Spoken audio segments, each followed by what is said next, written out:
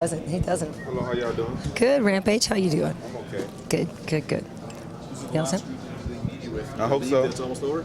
I'm glad, man. I'm tired of doing media and stuff like that. Goodness, why don't y'all just leave me alone? Just let me prepare for my fight. What's wrong with y'all? Y'all knows it. I'm in a bad mood, cutting weight, stuff like that, but I live. Been here before. You seem a lot slimmer than your last couple of fights. You're ready for this fight. That's the same thing your woman said to me. Appreciate that. The other night, Rampage, Jon Jones compared you to Frankenstein when he said he was Spider-Man. What do you make of that analogy, and do you have a better one? I don't make nothing of it. He's like, listen to the people he said. He got a little kid's mind. It's kind of ironic that he would use Spider-Man in his analogy, but that's what he think. But Frankenstein's a strong man. I like Frankenstein. Frankenstein was put together to make a great being and a great strong person and everything, right? And Frankenstein had a great heart. He was a good guy. He looked bad, but he wasn't a evil guy. So that's good. I like that about Frankenstein. We heard you spend a lot of your own money for this training camp, a lot more than usual. Is there any truth to that? I always spend my own money in my training camps. Is there a lot more than usual for this one? I don't know until the training camp's over with. I don't do the math the whole time, so I won't know. We know a fight's a fight, but if you can write the perfect script for Saturday night, how would this fight end? It would end with Jon Jones getting woken up by the referee and the doctors and his corner man. And who else want to wake him up? Now, I know that you've had some strong words against Jon and stuff, but do you like to fight somebody that you don't like? Does that help to get a fire under your butt, or it doesn't matter? It don't matter to me either way. I fight whoever. It's my job. I fight whoever as long as I get paid for it at the end of the fight. You want to fight? I'll take it. You will. Y'all heard her. Hey, Rampage, who's a bigger smack talker, you or Chael Sonnen? I don't know. Probably Chael Sonnen. Why? Because I heard he talks a lot of smack. I just joke around, have fun. I don't really talk smack that much, unless people say stuff to me. Go back and do your research. Most of the time, people start talking smack to me first, but then I just win most of the smack talk. Then they want to say, "Oh, you started the smack talk."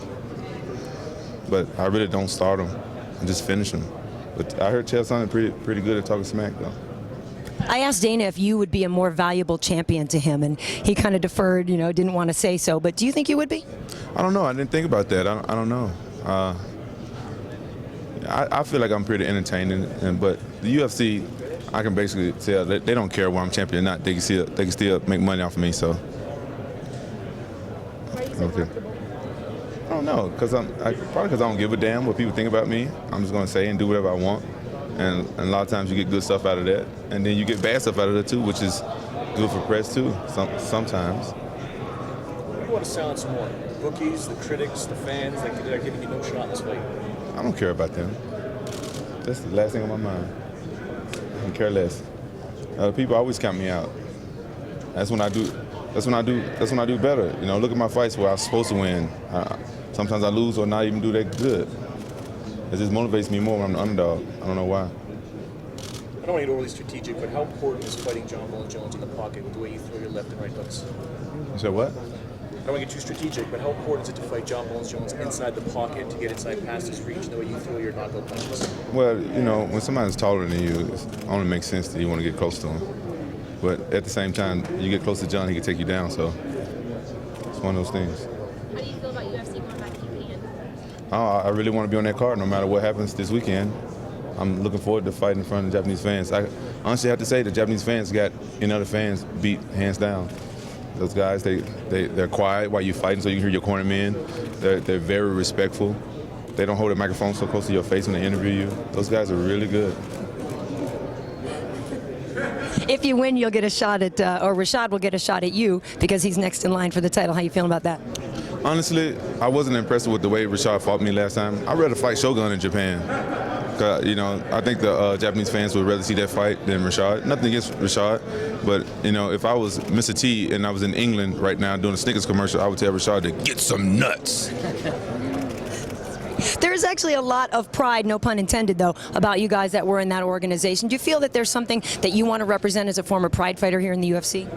Well, I think now I'm more considered a UFC fighter now since it's been a long time since I've been in pride. I never was a champion in Pride, even though I have the Pride belt now. So Pride days are over with. You know, honestly, I haven't been quiet about it. Pride didn't really treat me the way that you should treat a fighter that fights for your organization. So I have no loyalties towards them. UFC, even though Dana and I don't see eye to eye sometimes, the UFC have treated me a lot better than Pride ever did. So my loyalties is with the UFC now. But saying that, like I said, the Japanese fans have a special place in my heart. And that's the honest truth. I love the American fans too, but a lot of times American fans can be over super critical.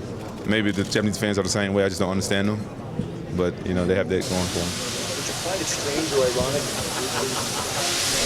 It wasn't me this time. So what?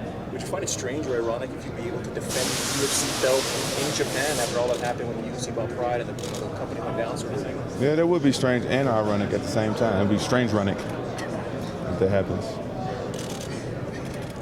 you feel like you have an advantage over Jon Jones fighting or training here at the Wilson Farm facility? I don't think I have an advantage training with him. Oh, you know, I don't think I have an advantage over Jon Jones training here. I don't see how training here would give me it's a great training facility. I'm pretty sure he didn't have the state-of-the-art stuff that I had, but you know, that stuff really don't matter. It's all about the fight that's in the dog. It's not, you know, not where the dog trained for the fight at, really. You can come out with your chains on tomorrow or Saturday night? Yeah, don't I always? Unless I forget them. Did that one fight. I forgot my chains, and after I beat the dude, he got mad at me because I forgot my chains. But so he passed away now. He's a nice guy. So how do you celebrate if you win? Like getting drunk, as always. I go right to the club. I get drunk. I take my shirt off. I get some hotties to dance around with me, and I pretend like I'm a stripper. Without the cigars. What do you say? Same way. We'll do it without the cigars. Without cigars? I don't know about cigars. I don't know what you're talking about. I know you want to keep this fight standing, but if it does go to decision, what do you think the biggest problem with judges and referees are today? I think the referees are great. A lot of referees are great, but I think a lot of the judges are not educated in MMA. I really think that a lot of the former MMA fighters should start judging, so they know. But then at the same time, there could be a conflict of interest because a lot of times they can know the fighter and train with the fight and stuff sometimes before or something like that. But I think a lot of times the judges are biased. Maybe they're boxers or kickboxers or something like that. But most of them are boxers that really don't know enough about the sport, and they can hurt the fighters sometimes. Speaking of boxing, how do you feel about that Mayhem or Merriweather fight? Merriweather?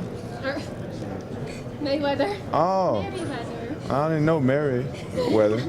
Hey, Mayweather's a better guy than me. If the guy headbutted me and stuff like that, okay, and everything. But if as soon as he would have kissed me on the jaw, I would have tried to knock him out right then.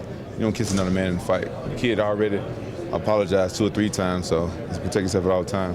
I think people need to get off Mayweather's back. You know, he was done wrong in that fight. I don't think he did anything wrong. A lot of people just love hate the right guy. The guy headbutted him first. You can see it was like on purpose. That's unsportsmanlike. I don't think Mayweather did one thing wrong at all.